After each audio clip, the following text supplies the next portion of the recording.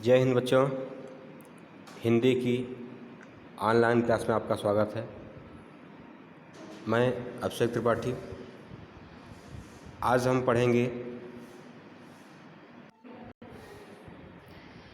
कक्षा 7 की हिंदी वसंत भाग 2 और उसका 11वां पाठ रहीम के दोहे। ठीक है, पहले रहीमदास जी के बारे में जान लेते हैं। रहीमदास जी बैरम खां के पुत्र थे। बैरम खां का नाम आप लोग सुने होंगे, अकबर के संरक्षक थे। ठीक है, तो इनका नाम अब्दुल रहीम था और खान खाना इनको उपाधि दी गई थी। तो इनका पूरा नाम क्या था? अब्दुल रहीम खान खाना। इन्होंने नीति के संदर्भ में हमारे समाज का, संसार का नियम क्या है, हमें कैसे रहना चाहिए, समाज में कैसे जीना चाहिए, यह प्रकृति क्या है, ठीक ना। तो इन्होंने नीति के संदर्भ में बताया है कि मनुष्य को क्या करना चाहिए, कैसे जीना चाहिए। ठीक, और हमारे समाज की जो सच्चाई है इस विषय पर इन्होंने प्रकाश डाला है। तो आपके पुस्तक में इनके 5 दोहे हैं। ठीक है, पाठ का नाम है रहीम के दोहे। दोहा एक छंद होता है, ठीक है, जिसमें 4 चरण होते हैं। ये आपको भी आगे मिलेगा, ये बता दिया जाएगा। चलते हैं अपने विषय पर। इनका जो पहला दोहा है उसको देखते हैं। इसको हम थोड़ा बड़ा कर देते हैं, आप लोग ध्यान से देखिएगा।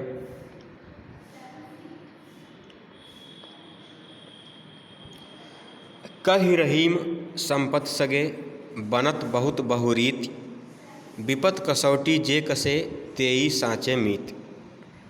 ठीक है, इसका जो प्रसंग है इसमें रहीमदास जी यह कहते हैं कि हमारा सच्चा मित्र कौन है, सच्चे मित्र की पहचान क्या है। ठीक है, इस दोहे में सच्चे मित्र की पहचान के विषय में बताया गया है। रहीमदास जी कहते हैं, कहि रहीम, कहते हैं रहीमदास, क्या कहते हैं? संपत्ति सगे, जब हमारे पास संपत्ति होती है, संपत्ति यानी धन, जब हमारे पास धन होता है, जब मनुष्य के पास धन होता है, अपार धन होता है, तो सगे बनत, सगे माने नज़दीकी, जो कहते हैं ना कि मेरा सगा संबंधी है, सगा माने अपना, तो बहुत से लोग अपने बन जाते, अपने सगे बनत, बहुत से लोग अपने सगे बन जाते हैं। बहुरीति, बहुरीति माने बहुत प्रकार से, बहु माने बहुत, रीति माने प्रकार, नियम। कहने का मतलब, पहले यानी देखिए फिर से आप लोग, रहीमदास जी कहते हैं कि जब मनुष्य के पास धन होता है, संपत्ति होती है, तो सगे बनत बहुत से लोग सगे बन जाते हैं, बहुत से लोग रिश्तेदार बन जाते हैं।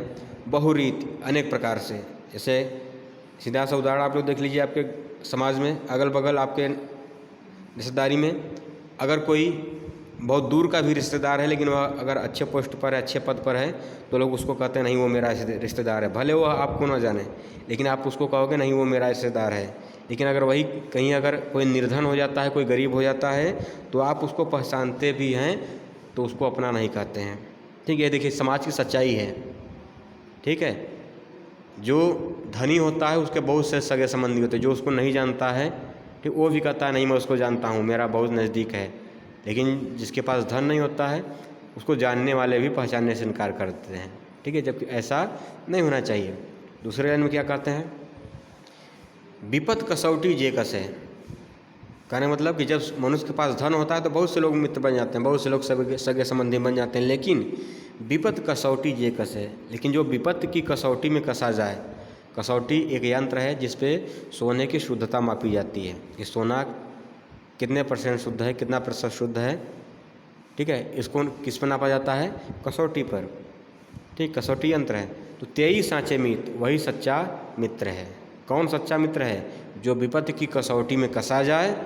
जिस तरह से सोने को कसौटी पर कसा जाता है तो सोना पता चलता है कि कितना शुद्ध है, उसी तरह से मित्रता को नापने की कसौटी क्या है? विपत्ति है, संकट है।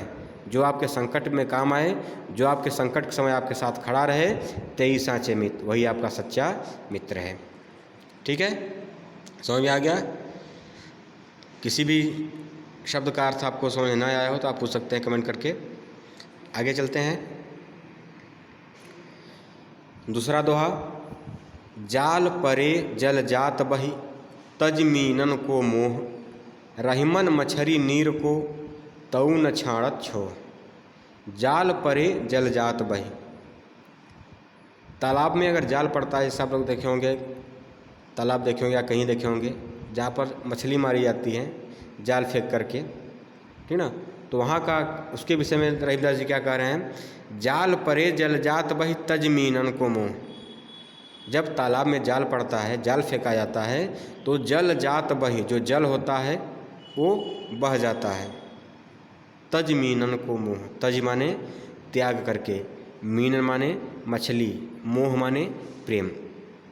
जब तालाब में जाल फेंका जाता है, नदी में जाल फेंका जाता है, तो क्या होता है, जो जल होता है, पानी होता है, वो जाल के बाहर चला जाता है।